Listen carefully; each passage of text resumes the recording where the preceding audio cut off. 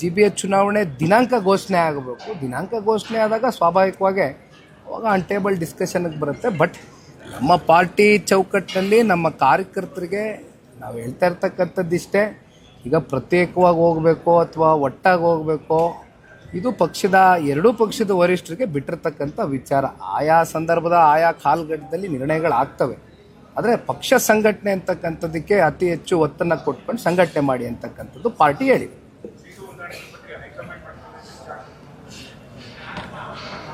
ಇಲ್ಲ, ಈಗ ಲೋಕಸಭಾ ಚುನಾವಣೆಯಲ್ಲೇ ತಾವು ನೋಡಿದ್ದೀರಿ.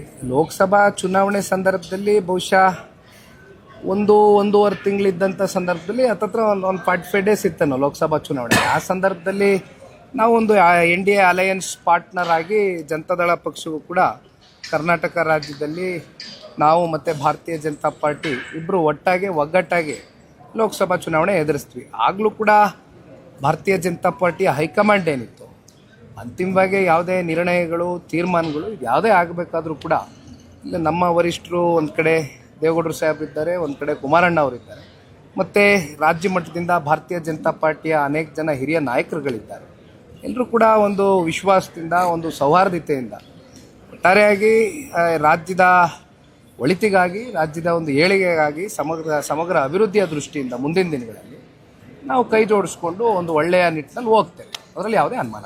GBH ಚುನಾವಣೆ ದಿನಾಂಕ ಘೋಷಣೆ ಆಗಬೇಕು. ದಿನಾಂಕ ಘೋಷಣೆ ಆದಾಗ ಸ್ವಾಭಾವಿಕವಾಗಿ ಅವಾಗ ಆನ್ ಟೇಬಲ್ ಡಿಸ್ಕಷನ್ಗೆ ಬರುತ್ತೆ. ಬಟ್ ನಮ್ಮ ಪಾರ್ಟಿ ಚೌಕಟ್ಟಿನಲ್ಲಿ ನಮ್ಮ ಕಾರ್ಯಕರ್ತರಿಗೆ ನಾವು ಹೇಳ್ತಾ ಇರ್ತಕ್ಕಂಥದ್ದಿಷ್ಟೇ, ಈಗ ಪ್ರತ್ಯೇಕವಾಗಿ ಹೋಗಬೇಕು ಅಥವಾ ಒಟ್ಟಾಗಿ ಹೋಗಬೇಕು, ಇದು ಎರಡೂ ಪಕ್ಷದ ವರಿಷ್ಠರಿಗೆ ಬಿಟ್ಟಿರ್ತಕ್ಕಂಥ ವಿಚಾರ.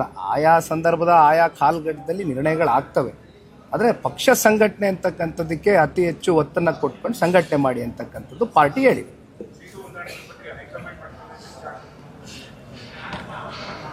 ಇಲ್ಲ, ಈಗ ಲೋಕಸಭಾ ಚುನಾವಣೆಯಲ್ಲೇ ತಾವು ನೋಡಿದ್ದೀರಿ.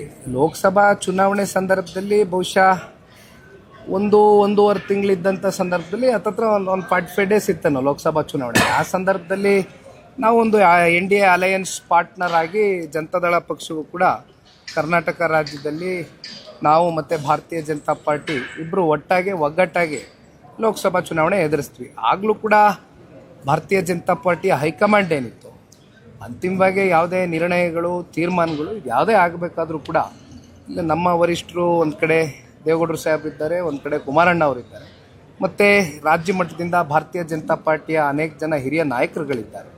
ಎಲ್ಲರೂ ಕೂಡ ಒಂದು ವಿಶ್ವಾಸದಿಂದ, ಒಂದು ಸೌಹಾರ್ದತೆಯಿಂದ ಒಟ್ಟಾರೆಯಾಗಿ ರಾಜ್ಯದ ಒಳಿತಿಗಾಗಿ, ರಾಜ್ಯದ ಒಂದು ಏಳಿಗೆಗಾಗಿ, ಸಮಗ್ರ ಅಭಿವೃದ್ಧಿಯ ದೃಷ್ಟಿಯಿಂದ ಮುಂದಿನ ದಿನಗಳಲ್ಲಿ ನಾವು ಕೈ ಜೋಡಿಸ್ಕೊಂಡು ಒಂದು ಒಳ್ಳೆಯ ನಿಟ್ಟಿನಲ್ಲಿ ಹೋಗ್ತೇವೆ. ಅದರಲ್ಲಿ ಯಾವುದೇ ಅನುಮಾನ.